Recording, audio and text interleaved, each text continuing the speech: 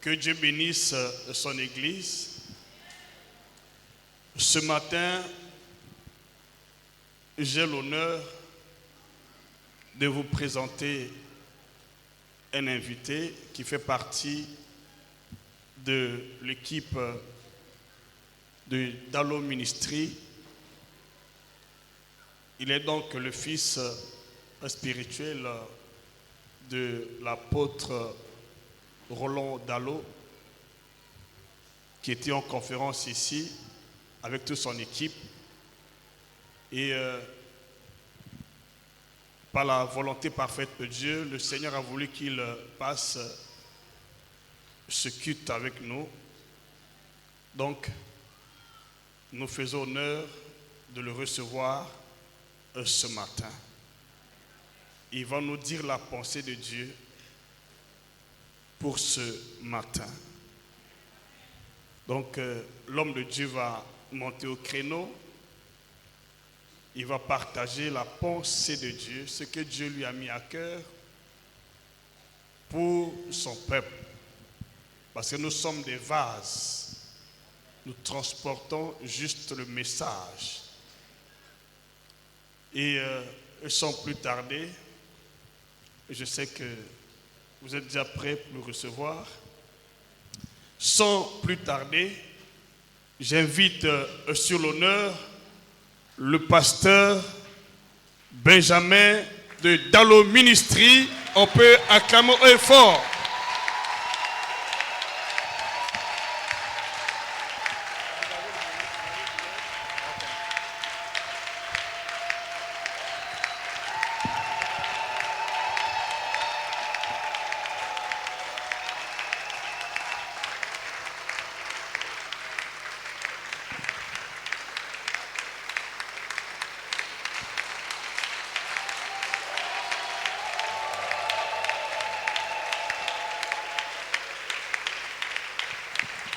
Est-ce qu'on peut bien acclamer le Seigneur? Est-ce qu'on peut acclamer le roi des rois? Il est le maître de temps et des circonstances. Il est le Dieu tout-puissant, le créateur de l'univers, le créateur de choses visibles et invisibles, le Dieu fort, le Dieu fort. Il mérite nos louanges, il mérite notre acclamation, il mérite que nous puissions l'élever. Seigneur, à ce dimanche, c'est toi que nous élevons. À ce dimanche, c'est toi que nous bénissons. À ce dimanche, c'est toi que nous exaltons. Seigneur, fais-nous du bien par ta parole et que le Saint-Esprit résonne chaque mot et chaque parole pour la gloire de ton nom et pour l'édification de ton Église. Et tous nous disons Amen. Shalom Église, on peut se rasseoir. Grande est ma joie d'être en ce dimanche parmi vous pour partager la parole de Dieu. Je bénis Dieu qui nous permet d'être là.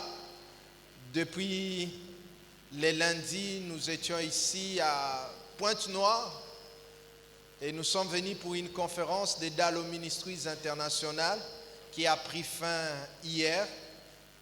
Et il a plu à Dieu que nous soyons aussi à l'église Chemin de Gloire. Est-ce que vous pouvez acclamer pour vous-même?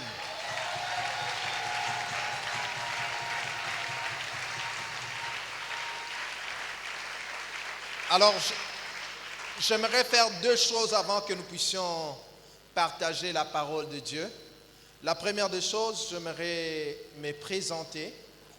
Je réponds au nom de Benjamin Pungi Moke. Je suis serviteur de Dieu au sein du Centre missionnaire Philadelphie, Maison de Miséricorde à Kitambo, pour ceux qui connaissent Kinshasa. Pasteur, et je suis l'assistant personnel de l'apôtre Roland Dalo.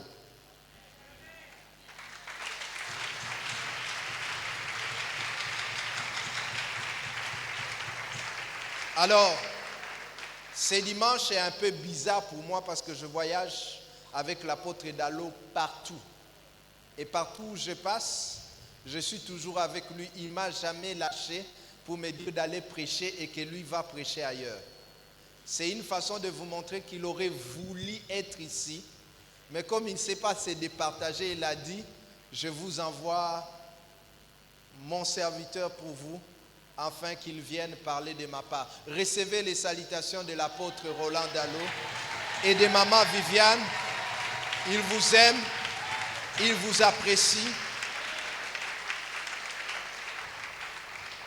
Toujours comme présentation, ça fait 12 ans que je suis marié à une seule épouse. Je n'ai aucune intention de divorcer et ça n'arrivera jamais. Recevez aussi les salutations de mon épouse. Avec elle, nous avons 4 enfants, 3 filles et 1 garçon.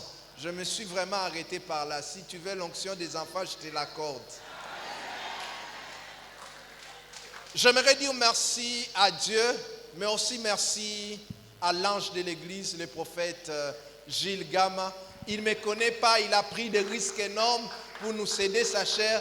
Merci papa, merci pour cet amour, merci pour tout. Que Dieu se souvienne de vous.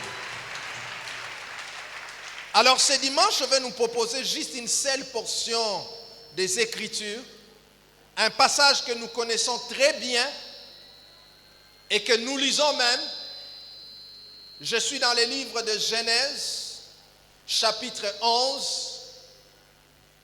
Nous lirons le verset 1er au 9e verset. Je répète, Genèse chapitre 11, verset 1er jusqu'au 9e verset. Lisons la parole du Seigneur. Toute la terre avait une seule langue et le même mot. Comme ils étaient partis de l'Orient, ils trouvèrent une plaine au pays de Shinéar et ils y habitèrent. Ils se dirent l'un à l'autre, allons, faisons des briques et cuisons-les au feu. Et la brique leur servit de pierre et le bitume leur servit de ciment. Ils dirent encore, allons, bâtissons-nous une ville et une tour dont le sommet touche au ciel. Et faisons-nous un nom, afin que nous ne soyons pas dispersés sur la face de toute la terre. L'Éternel descendit pour voir la ville et la tour qui bâtissait les fils des hommes. Et l'Éternel dit, voici, ils forment un seul peuple et ils ont tous une même langue. Et c'est là ce qu'ils ont entrepris. Maintenant, rien ne les empêcherait de faire tout ce qu'ils auraient projeté. Allons, descendons et confondons leur langage, afin qu'ils n'entendent plus la langue les uns les autres. Et l'Éternel les dispersa loin de là sur la face de toute la terre, et ils cessèrent de bâtir la ville. C'est pourquoi on appela cette ville-là le nom de Babel, car c'est là que l'Éternel confondit les langages de toute la terre, et c'est là que l'Éternel les dispersa sur toute la surface de la terre. Alors s'il y a un thème à donner à mon message en ce jour, je l'ai intitulé « Le pandémie de Babel ». Je répète, le pandémie de Babel. Est-ce que tu peux dire à ton voisin le pandémie de Babel? Répète encore. La première question que nous pouvons nous poser en ce dimanche, qu'est-ce que c'est une pandémie? On parle de pandémie quand il s'agit d'une maladie infectieuse qui atteint soit une région ou pourquoi pas le monde entier. Une maladie infectieuse qui atteint presque tous les habitants d'une région et parfois même le monde entier.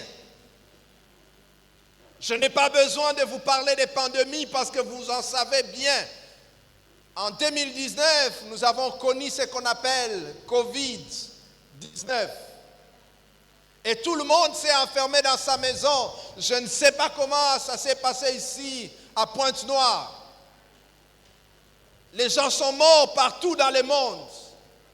Il y a eu des informations, même à la radio, on a dit en Afrique, ça sera des cadavres qu'on ramassera sur les rues.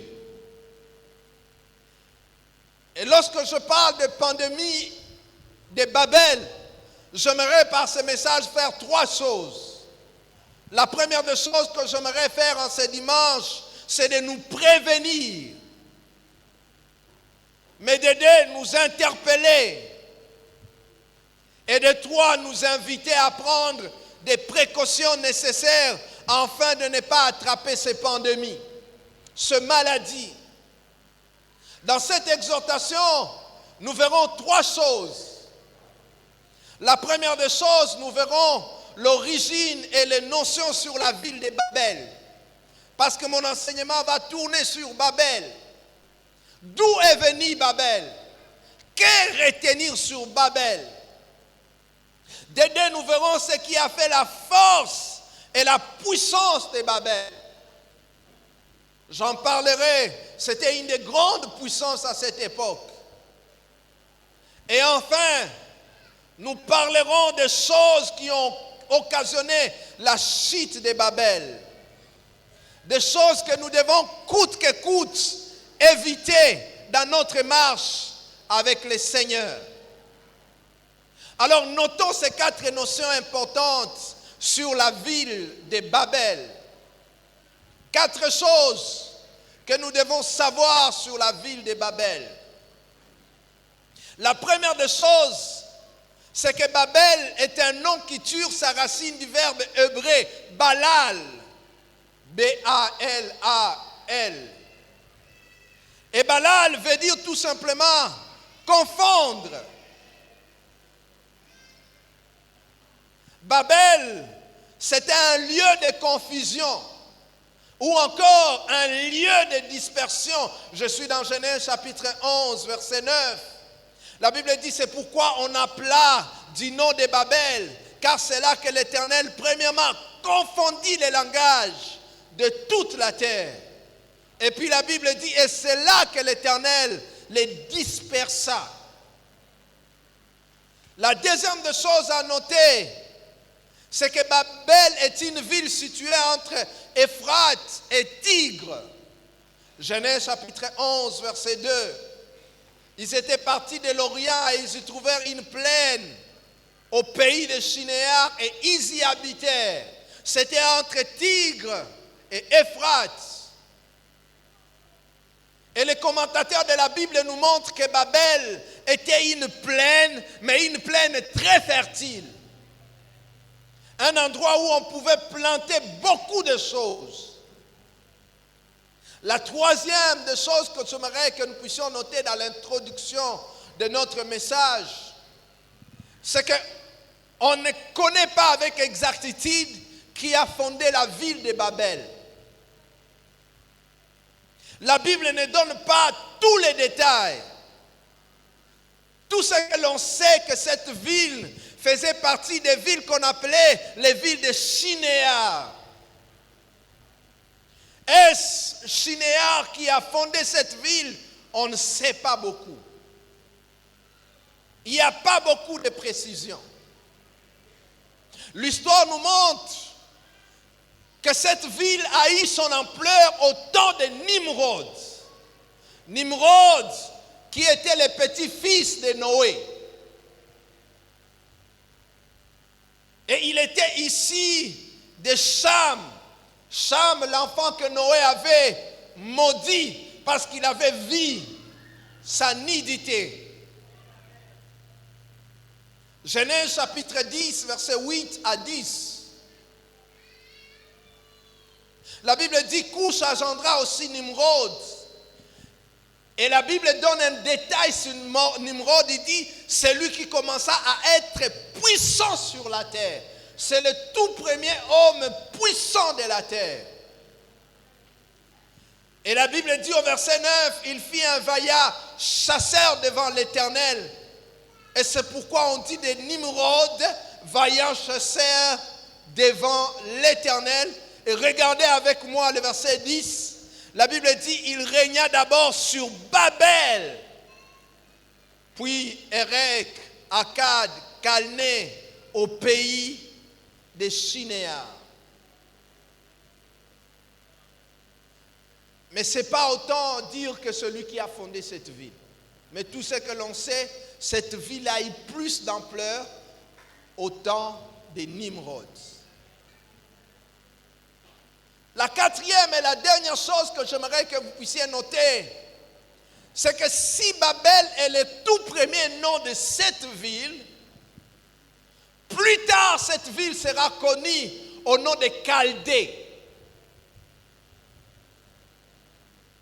Et avec le temps, ça va évoluer. Cette ville fut appelée encore Babylone. Dis à ton voisin, Babylone. Une ville de la Mésopotamie.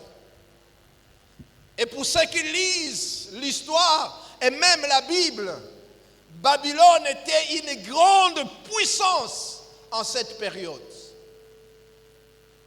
Vous vous souviendrez de l'histoire de Daniel.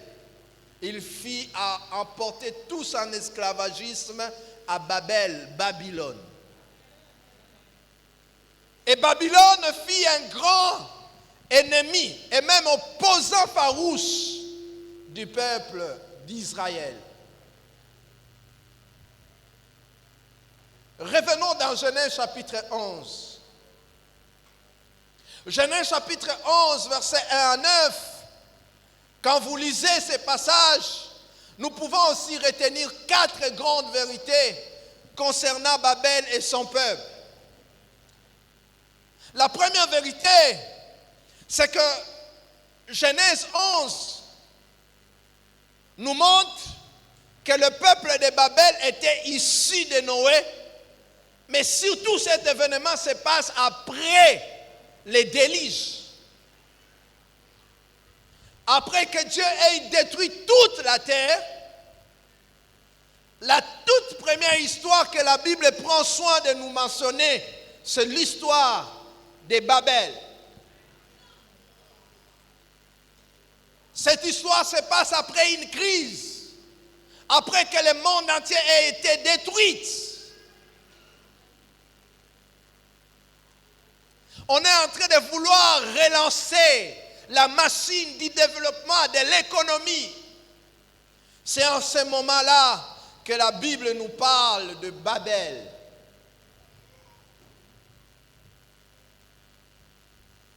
Et la deuxième des choses, c'est que lorsque vous lisez ces passages de Genèse 11, vous serez d'accord avec moi que ce peuple de Babel était caractérisé par 2 choses. Premièrement, c'était un peuple uni. La Bible dit qu'il parlait le même langage. Genèse 11, verset 6. Dieu est conscient de leur unité. Et écoutez ce que Dieu dit. C'est comme si Dieu est en train d'avouer son incapacité. Et pourtant, il n'est pas incapable. La Bible dit, l'Éternel dit, voici, ils forment un seul peuple et ils ont une même langue. Et puis Dieu ajoute, ce qu'ils ont entrepris réussira. Rien ne les empêcherait de faire tout ce qu'ils ont projeté. Église, j'aimerais vous dire cette vérité. Chaque fois que vous serez unis, rien ne pourra vous détruire.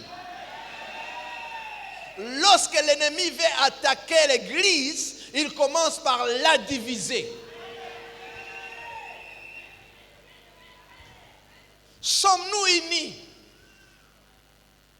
Ce peuple était uni. Ils parlaient un même langage. Deuxième caractéristique de ce peuple,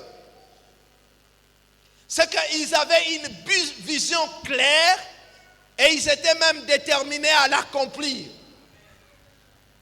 Regardez avec moi au verset 3. On sait sentir que l'initiative venait de tout le monde, pas d'une seule personne. La Bible dit, ils se dirent l'un à l'autre, faisons des briques, cuisons-les au feu. Et la Bible dit, la brique leur servit de pierre et la bitume de leur servir de ciment. Il s'est dit encore, allons, bâtissons-nous une ville, une tour dont les sommets touchent au ciel, et faisons-nous un nom, afin que nous ne soyons pas dispersés sur la surface de la terre. Ils avaient une vision, et ils étaient déterminés à réaliser cette vision-là. Église chemin de gloire, avons-nous une vision? Est-ce que nous sommes déterminés à l'accomplir?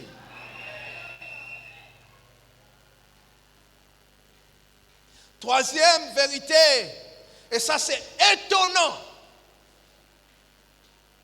Prophète, le peuple de Babel, c'est un peuple de l'Antiquité. Mais déjà à l'Antiquité, ils aspiraient au développement. Dis à ton voisin, développement. Ils vivaient dans l'Antiquité. Et pendant qu'ils vivaient dans l'Antiquité, ils avaient déjà une idée de construire des tours gigantesques. Il dit, construisons une tour qui touchera jusqu'au ciel. Quel génie à cette époque! Je me pose la question, avec quel matériel vont-ils faire ces choses? Aujourd'hui, on peut comprendre parce qu'il y a la technologie, il y a la science. Mais à cette époque, avec quoi vont-ils construire cette tour gigantesque qui touche? On vous parle des Émirats aujourd'hui. Mais ces gens aspiraient déjà à ces choses dans l'Antiquité. Dis à ton voisin, c'est dans l'Antiquité. Ils avaient déjà une grande vision. Quatrième et dernière vérité dans ces passages, c'est que Genèse 11 marque le début des origines de plusieurs langues. C'est dans ces passages qu'est née toutes les langues que nous parlons aujourd'hui. Quand ils ont entrepris de faire ce qu'ils devaient faire, la Bible dit Dieu descendit et il les confondit et chacun commença à parler sa langue. Dis à ton voisin, la langue que tu parles a commencé là-bas. C'est là le début des langues. Avant, ils parlaient quelle langue, je ne sais pas. Mais ce jour-là, Dieu les a confondus et les langues sont nées. Alors, que peut-on retenir de ce passage de Babel? Quelles sont les grandes leçons à retenir sur Babel? Quelles sont ces pandémies que nous devons éviter coûte que coûte? Il y en a plusieurs pandémies. Et je pense qu'en ce jour, je parlerai de 3 pandémies. Si pas 4, selon que le temps nous permettra. La première pandémie, c'est ce que j'ai appelé la désobéissance à l'ordre divin. Dis à ton voisin, la désobéissance à l'ordre divin. Alors j'aimerais que vous puissiez maintenant me suivre parce que je commence mon message maintenant. Dans Genèse chapitre 9, verset 1, Noé sort de l'arche. Et regardez, la Bible dit ceci dans Genèse 9, verset 1. Dieu bénit Noé et ses fils et il leur dit, soyez féconds, multipliez-vous et remplissez quoi? En d'autres termes, Dieu est en train de dire à Noé, soyez féconds, multipliez-vous et ne restez pas à un seul endroit. Remplissez toute la terre. Mais lorsque vous lisez dans Genèse 11, verset 4, ce peuple avait une bonne vision, mais une vision qui était contraire à la volonté de quoi? de Dieu. Dieu leur avait dit, multipliez-vous et remplissez quoi? La terre. Mais écoutez avec moi, la Bible dit, il se dit encore, allons, bâtissons une ville et une tour dont le sommet touche au ciel et faisons-nous un nom. Pourquoi? Afin que nous ne soyons pas dispersés sur. Il trouve que Dieu c'est un idiot. Dieu qui a dit, remplissez la terre, allez partout, et ils disent que Dieu sait. Et c'est ça la première pandémie, la première erreur de ce peuple. Ils ont désobéi à l'ordre de qui? Ce peuple savait que Dieu leur avait dit, remplissez. Et ils ont dit, Seigneur, non, nous n'allons pas partir partout, nous allons rester ici, à Babel. Nous allons rester ici. Ils savaient l'ordre de Dieu. C'est que Dieu a dit à Noé, ils le savaient bien. Mais ils veulent rester sur place. Église, est-ce que vous savez que la désobéissance est un choix? Dis à ton voisin, la désobéissance est un choix. Ce n'est pas une question d'accuser le diable ou les démons. Oh non, on m'a tenté. Non! C'est un choix que tu prends en âme. Combien des hommes ici savent ce que Dieu a dit, mais ils font le contraire?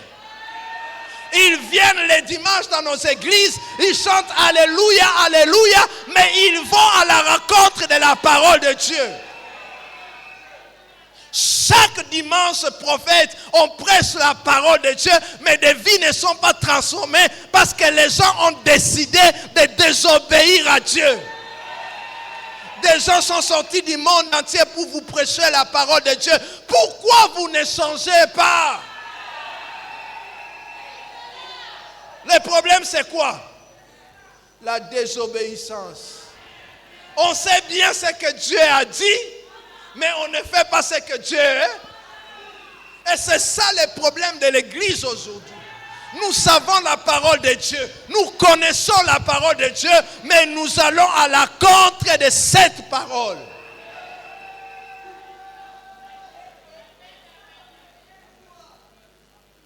Et ce qui est bizarre avec l'église aujourd'hui, on a l'impression qu'on peut corrompre Dieu.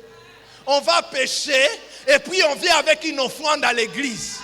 Oh non, c'est le sacrifice. Peuple de Dieu, repentez-vous. Changez de vie.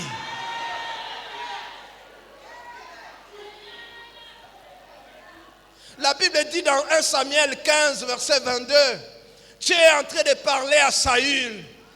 Il lui dit, l'obéissance vaut mieux que les sacrifices. Je nous pose une question en ce dimanche. Est-ce que nous sommes obéissants à Dieu? Épouse, est-ce que tu es obéissante à Dieu? La Bible dit, soyez soumise, mais vous n'êtes pas soumise. Marie, est-ce que vous aimez vos épouses?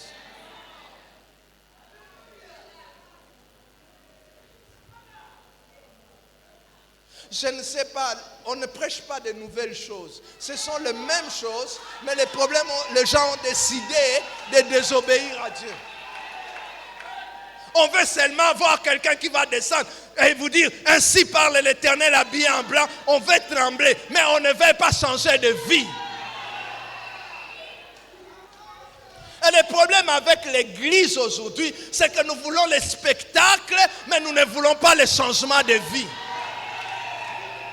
Frères et sœurs, même si Dieu vous a donné une bonne promesse, aussi longtemps que vous ne changerez pas de vie, Dieu ne vous bénira pas. Que vous disiez amen ou pas, moi je prêche l'évangile.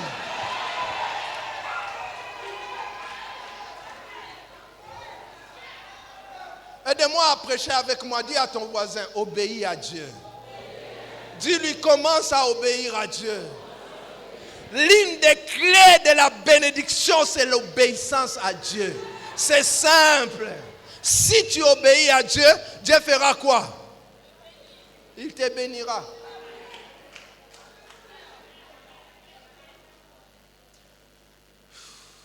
Deuxième pandémie. Dis à ton voisin, deuxième pandémie. C'est que les gens de Babel croyaient obtenir le salut par leur propre effort. Regardez avec moi Genèse 11, verset 4. Genèse 11, verset 4. Ils ont tout fait cela. Et la Bible dit, enfin, que nous ne soyons pas dispersés sur toute la face de la terre. Ils ont une bonne vision, mais cette vision, c'est pour se sauver eux-mêmes. Sauver leurs intérêts, sauver leur vie. Bien-aimé, j'aimerais dire du haut de cette chair, les œuvres ne sauvent personne. Ce n'est pas parce que tu donnes que Dieu te donnera, non.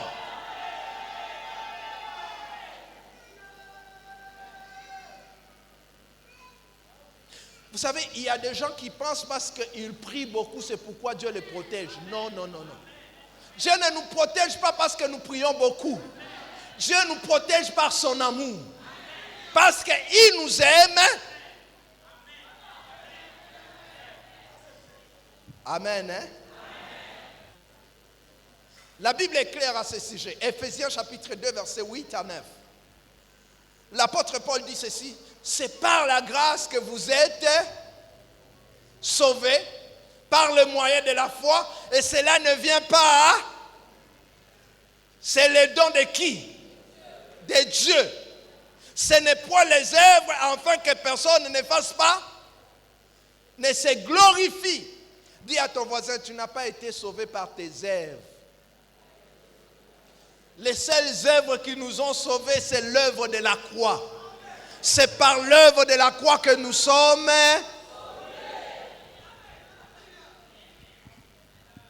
Alors, quelqu'un va me poser la question, mais prédicateur, si nous sommes sauvés par l'œuvre de la croix et que nos œuvres ne servent à rien, pourquoi Jacques écrit dans Jacques 2, verset 14 et même le verset 17 et le verset 18, il dit, mes frères, car sert-il à quelqu'un de dire qu'il a la foi s'il n'a pas les œuvres?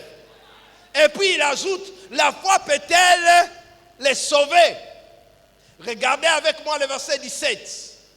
Il dit, il n'en est pas ainsi de la foi. Si elle n'a pas les œuvres, elle est quoi? Morte en elle-même. Allons au verset 18. Mais quelqu'un dira, toi tu as la foi, moi j'ai quoi? Hein? Toi tu as la foi, moi j'ai. Et moi j'ai les œuvres. Et puis il dit, montre ta foi sans les œuvres, et moi je te montrerai la foi par. Alors la grande question qu'on peut se poser, est-ce que la Bible se contredit? Parce que dans Éphésiens, on dit, nous ne sommes pas sauvés par les œuvres. Mais Jacques, lorsqu'il écrit, il dit la foi sans les œuvres.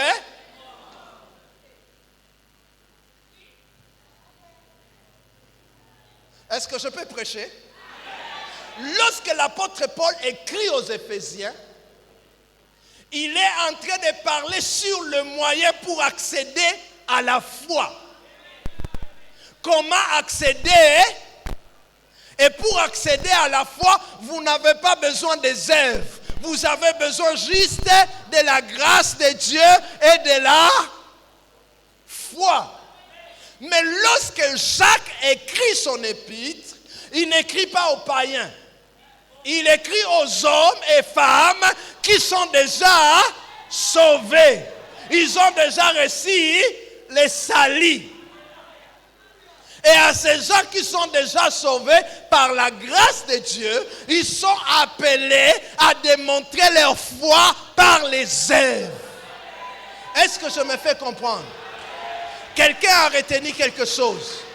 Voilà pourquoi lorsque l'apôtre Paul écrit dans Éphésiens 2, verset 10, lisons la parole de Dieu. Au verset 8, il dit, nous ne sommes pas sauvés par les œuvres. Mais au verset 10, il s'adresse maintenant aux hommes et femmes qui sont déjà sauvés par la grâce. Et il dit à ces hommes qui sont sauvés par la grâce, il dit, nous sommes son ouvrage. Nous sommes l'ouvrage de qui? De qui? Dis à ton voisin, je suis l'ouvrage de Dieu. Ayant été créé en Jésus-Christ, pourquoi? Hein? Non, répétez à haute voix. Pourquoi? Nous avons été créés en Jésus-Christ, pourquoi? Les œuvres ne sauvent pas. Mais lorsque nous sommes sauvés pour le bon. Nous ne sommes pas sauvés par les œuvres. Mais nous sommes appelés à pratiquer les bonnes. Est-ce que je peux vous dire une vérité? Le péché, ce n'est pas seulement voler. Le péché, ce n'est pas seulement mentir. Le péché, c'est aussi la bonne œuvre que tu sais, mais que tu ne pratiques pas. Je suis dans Jacques 4, 17. Dis à ton voisin, Jacques 4, 17. Dis-lui encore, Jacques 4, 17. Écoutez ce que Jacques dit. Il dit ceci. Celui donc qui sait faire ce qui est bien et qui ne le fait pas comme un quoi? Répétez avec moi, lis à ton voisin. Dis-lui, celui qui sait faire le bien et qui ne le fait pas commet les péchés. Prophète, beaucoup de gens commettent ici les péchés parce qu'ils savent le bien qu'ils doivent faire, mais ne le font. Tu sais que tu dois bénir ton frère, mais tu ne le bénis pas, tu commets. Tu sais que tu dois aider ton frère avec les habits, mais tu ne lui donnes pas, tu commets. Oh non, il sent mauvais. Chaque fois qu'il vient à l'église, il est sale. Est-ce que tu lui as acheté du savon? Est-ce que tu lui as donné des habits? C'est ça la chrétienté. La chrétienté, ce n'est pas seulement venir. Alléluia, Hosanna. Non! La chrétienté, c'est regarder ton frère, il manque les chaussures, tu lui donnes.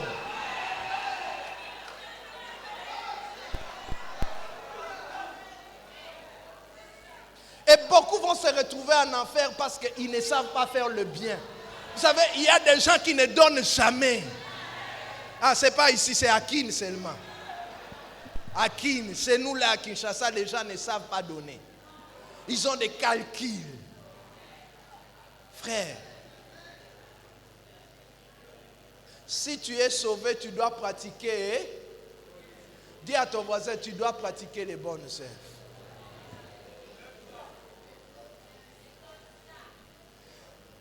Alléluia.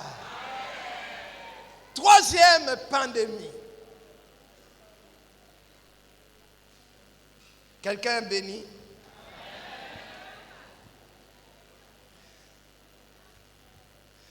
Troisième pandémie, c'est l'orgueil. Dis à ton voisin, l'orgueil. Dis-lui encore, l'orgueil.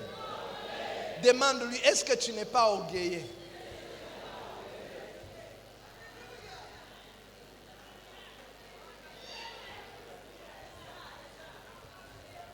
Les orgueilleux,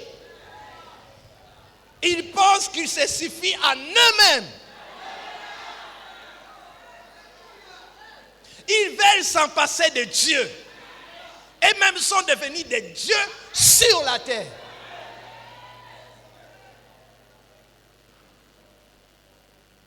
Et Babel, c'était des gens orgueilleux. Vous allez poser la question, comment tu le sais, prédicateur? Luc chapitre 1er, verset 51 à 52. Marie est en train de décrire le peuple de Babel. Et elle dit ceci, Dieu a déployé la force de son bras et il les a dispersés, ceux qui dans leur cœur avaient des pensées orgueilleuses. Il a renversé les puissants de leur trône et il a élevé les humbles. Marie nous montre que Dieu les a dispersés parce qu'ils avaient quoi? L'orgueil dans leur cœur. Les habitants de Babel se sont consultés et ils se sont regardés et ils ont dit, faisons-nous un nom. Les orgueilleux travaillent sur l'apparence. Il faut qu'on sente qu'il est là. Ils veulent avoir un nom. Frères et sœurs, la renommée, c'est Dieu qui la donne. Si tu cherches la renommée, c'est que tu es un orgueilleux. Et ces gens, ils voulaient avoir un nom. Que dans le monde entier, on parle d'eux. Ils sont forts, ils sont puissants. Est-ce que je peux avancer? Il existe 6 formes d'orgueil. Dis à ton voisin, 6 formes d'orgueil. Et quelqu'un va se retrouver aujourd'hui. La première forme d'orgueil, c'est l'orgueil d'apparence. Dis à ton voisin, l'orgueil d'apparence. Il y a des gens prophètes qui savent qu'ils sont beaux et belles. Et ils sont orgueilleux. Seulement à cause de l'air, quand il vient ici, il sait, je suis beau, je suis belle. C'est l'orgueil de quoi? D'apparence.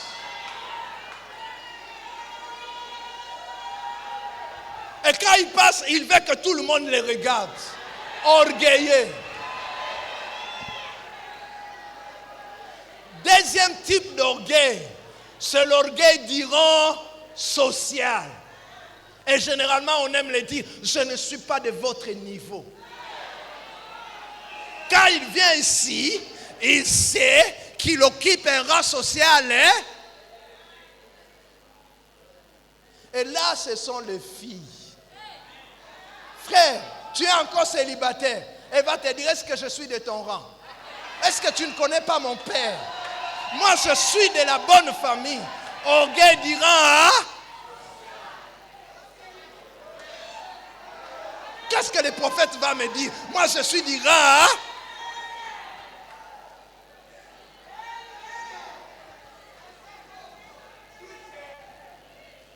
Troisième forme d'orgueil, c'est l'orgueil de l'origine. L'orgueil de quoi? Moi, je viens de la ville, toi, tu viens du village. Qu'est-ce que tu vas m'apprendre? L'orgueil de l'origine. Malheureusement, pour nous qui sommes nés dans des quartiers qui n'ont pas de nom. Vous savez, il y a des gens qui sont nés dans des avenues françaises. Avenue Bananier, des écuries. Mais toi, quand tu viens, tu veux citer seulement l'avenue Njinji. Et quand ils viennent de là, orgueil de quoi? Frères et sœurs, moi je viens de la France. Frère,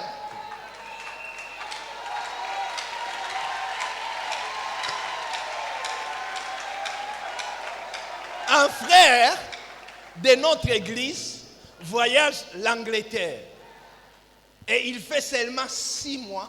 Après, il revient en République démocratique du Congo. Et quand il entre à l'église, il commence à me dire, yes, can you speak? Frère, tu es né avec nous, tu parlais la même langue, mais parce que tu as fait seulement 6 mois en Angleterre, tu commences à dire, oh yes, On te parle en français. Oh, pasteur, can you speak again? Frère, orgueil de l'origine.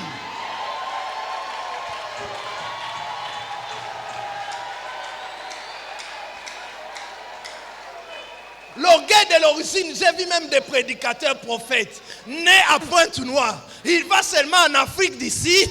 Quand il revient, il veut que l'affiche en écrit provenant de l'Afrique du Sud. Orgueil de l'origine. Est-ce que tu es fier de ce toi? Moi, je suis fier, je suis congolais.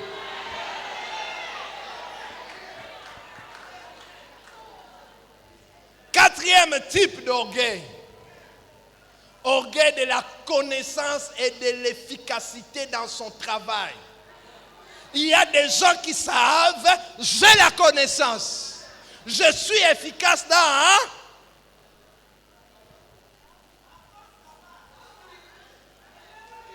Quand il vient, il veut que vous puissiez sentir qu'il a la connaissance. Un professionnel orgueilleux.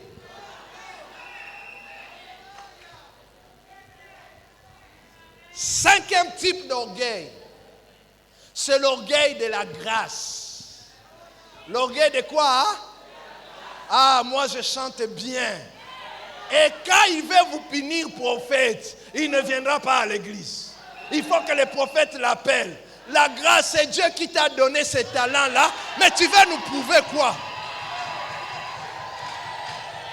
L'orgueil de la grâce, tu veux montrer aux gens que c'est toi le meilleur prédicateur. Orgueil de la grâce.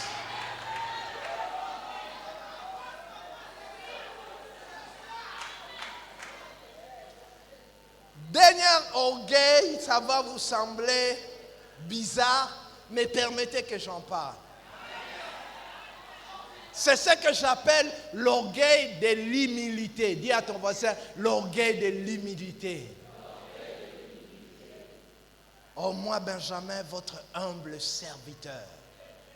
Il veut vous montrer qu'il est humble, mais c'est un orgueilleux. Votre humble, non, il n'est pas humble. C'est l'orgueil qui se cache derrière une fausse humilité.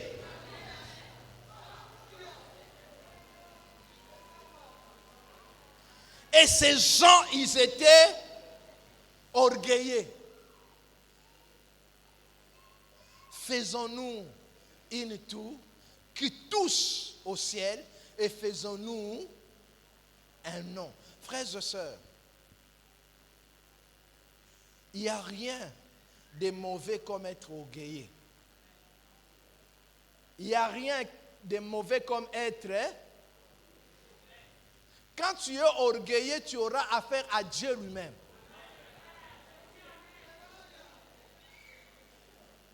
C'est une mauvaise chose. Jacques 4, verset 6. La Bible dit, Dieu résiste. Est-ce que toi, tu peux te battre avec Dieu? Lorsque tu deviens orgueilleux, c'est que tu commences un combat avec Dieu. Frères, soyons humbles. Dis à ton voisin, soyons humbles. Dis à ton voisin, soyons humbles.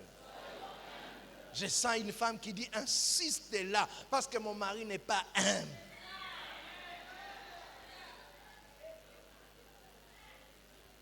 Les orgueilleux n'écoutent pas les conseils. Les orgueilleux, ce sont de véritables connaisseurs. Ils connaissent.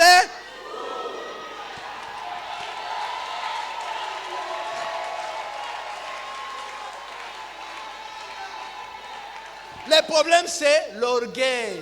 Frère, tu ne peux pas tout connaître. Même l'apôtre Paul a dit, je connais en partie et je prophétise. Mais toi, tu connais tout. C'est lui qui est allé jusqu'au 3e ciel, il connaît en partie. Mais toi, tu connais tout. Orgueilleux. Non, les orgueilleux ne sont pas ici. Quatrième et dernière pandémie, et puis nous allons prier.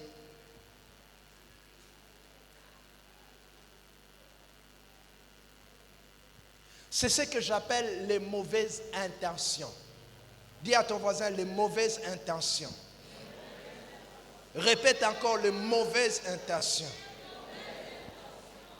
Les gens de Babel avaient une bonne vision. Construire une ville, construire une tour. Très bonne vision. Mais quelle est la motivation derrière cela? Quelle est la motivation derrière? Genèse 11, verset 4. Il dit, bâtissons une tour. Pour se faire quoi? Un nom. Pour devenir célèbre. Pour que les gens nous connaissent. Frères et sœurs, c'est bien d'avoir de bons projets. C'est bien d'avoir de bonnes visions. Mais pourquoi vous faites ces choses-là? Pourquoi vous faites ces choses-là? Vous savez, il y a des gens à l'église qui ne donnent jamais s'il n'y a personne. Pour donner, il faut que toute l'église soit là. Frères et sœurs, moi je vais vous offrir 1 million de francs. Le problème, ce n'est pas les 1 million de francs CFA. Le problème, que les gens sachent qu'il a donné.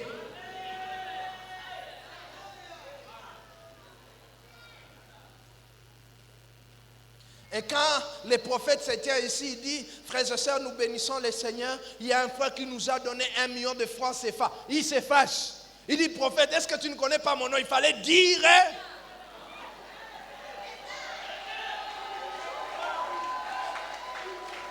Quelle est ta motivation? Qu'est-ce qui te pousse à faire ces choses-là? Des choristes, pour qu'ils chantent, il faut que l'église soit pleine. Tant que l'église n'est pas pleine, ils ne se mettent pas debout. Et des prédicateurs qui pensent que l'onction dépend de la foule. Non! Pour prêcher, il faut qu'il y ait du monde. Mauvaise motivation.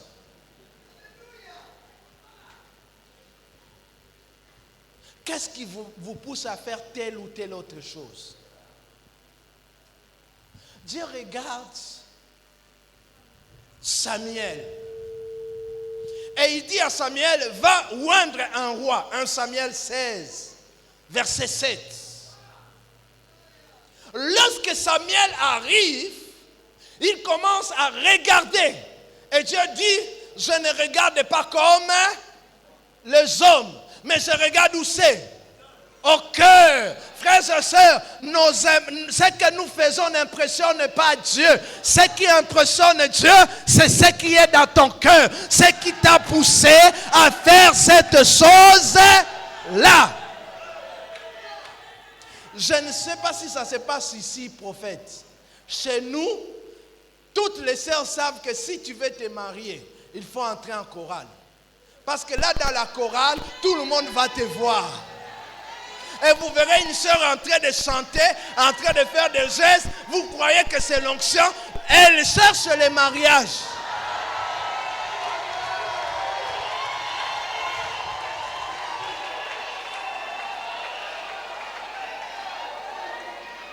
Oh non, prophète, moi je veux seulement être au protocole. Le problème, ce n'est pas le protocole. Le problème, elle veut que tout le monde qui verra, il la voie elle.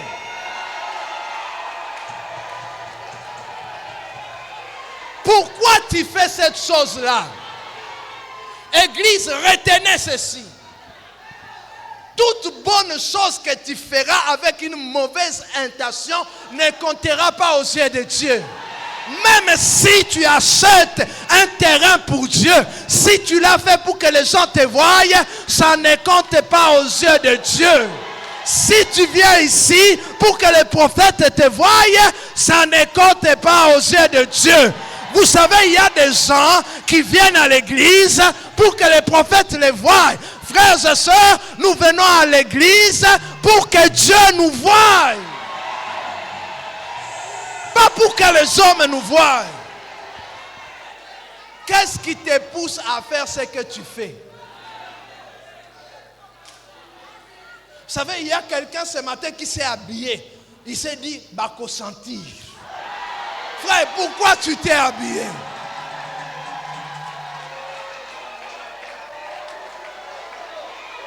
C'est bien, tu t'es bien habillé, mais l'intention était... Et ça ne comptait pas aux yeux de qui?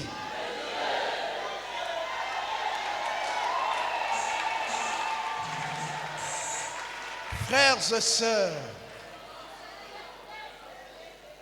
est-ce que vous savez que nous serons jugés au ciel? Tout le monde passera devant le tribunal de Dieu. Et l'une des choses que Dieu jugera, ça sera nos intentions. Beaucoup de gens auront fait beaucoup de choses ici. Mais si les intentions étaient mauvaises, Dieu ne te donnera pas la couronne de vie. Il y a des gens, surtout avec Facebook, avec YouTube, ils prêchent et ils rentrent directement regarder. Il y a eu combien de j'aime?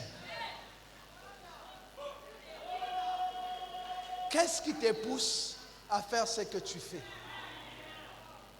Pourquoi tu fais cela? Je te pose, ma soeur, pourquoi tu as mis le make-up? Première couche, deuxième couche, troisième couche.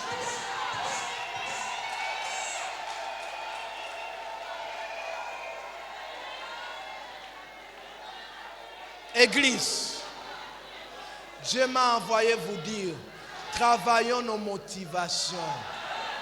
Travaillons nos motivations. Ne faisons pas pour que les gens nous voient. Faisons pour la gloire de Dieu.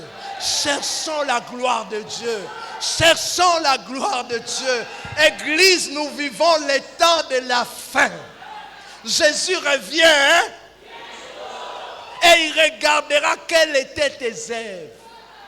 Pourquoi tu as fait cela? Moi, je dis et je vous remercie.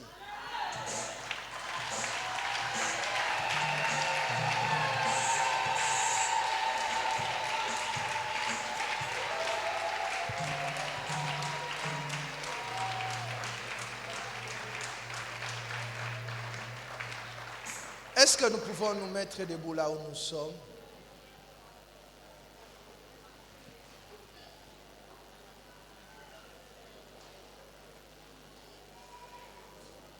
Je ne veux pas qu'on puisse chanter. Je veux que nous puissions passer juste 2 minutes en prière. Tu vas prier et dire à Dieu, je ne veux pas être un orgueilleux. Dieu, je ne veux pas avoir de mauvaises. Seigneur, je ne veux pas désobéir à ta voix. Seigneur, je ne veux pas penser parce que c'est ma force, c'est ma beauté. Dieu a dit à Israël, quand tu mangeras, quand tu buvras, fais attention, ne pense pas que c'est ta force qui t'a donné ces choses-là. Est-ce que quelqu'un peut ouvrir sa bouche et commencer à parler à Dieu? Pendant 1 minute, tu dis, Seigneur, tu mets même ta main sur le cœur, tu dis, Seigneur, j'ai entendu ta parole ce matin. Je viens devant ton trône. Je ne vais pas être un prédicateur de masse. Je ne vais pas être un prédicateur de foule. Je veux être un instrument entre tes mains. Ce matin, je me mets à genoux devant ton trône. Aide-moi à toujours obéir, même quand c'est difficile, donne-moi la force à obéir. Même quand tout le monde va se moquer de moi, donne-moi la force d'obéir. Seigneur, donne-moi, Jésus, de ne pas être un orgueilleux. Donne-moi, Jésus, de ne pas être un orgueilleux. Donne-moi, Jésus, je t'en supplie, Seigneur. Aide-moi à toujours travailler mes motivations. Aide-moi à toujours te pleurer, toi et toi seul. En ce dimanche, oh Dieu, je me mets à genoux devant ton trône et je crie à toi. Ce message ne concernait pas que ce peuple, ce message me concernait aussi. C'est pourquoi ce dimanche, je me mets à genoux, je crie à toi, je crie à toi, je crie à toi, je crie à toi, je crie à toi. Jésus, Jésus, Jésus, Jésus, Jésus, Jésus, Jésus. Jésus. Jésus. Jésus. Je ne veux pas rater le royaume des cieux à cause de mauvaises intentions. Je ne veux pas rater le royaume des cieux parce que je ne vais pas pratiquer le bien. Aide-moi à pratiquer le bien que tu attends de moi. Aide-moi à pratiquer le bien que tu attends de moi. Jésus, Jésus.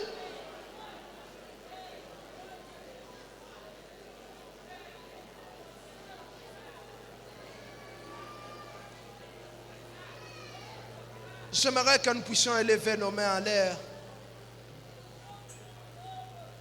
Et pendant que nous élevons les mains en l'air, j'aimerais inviter l'ange de l'église, notre papa, pour venir prier pour nous tous. Que Dieu nous aide à ne pas être comme les gens de Babel. Des gens qui font de bonnes choses, mais avec mauvaises intentions. Des gens qui font de bonnes choses, mais orgueillés. Des gens qui font de bonnes choses, mais désobéis à Dieu. Notre papa va prier pour nous. Et si tu sens que tu veux qu'il prie pour toi d'une manière particulière, tu vas avancer. Mais je ne demande pas à quelqu'un de le faire s'il ne sent pas l'Esprit de Dieu le toucher. J'aimerais ce matin que quelqu'un parle à Dieu. Et notre pasteur va prier pour nous. Merci.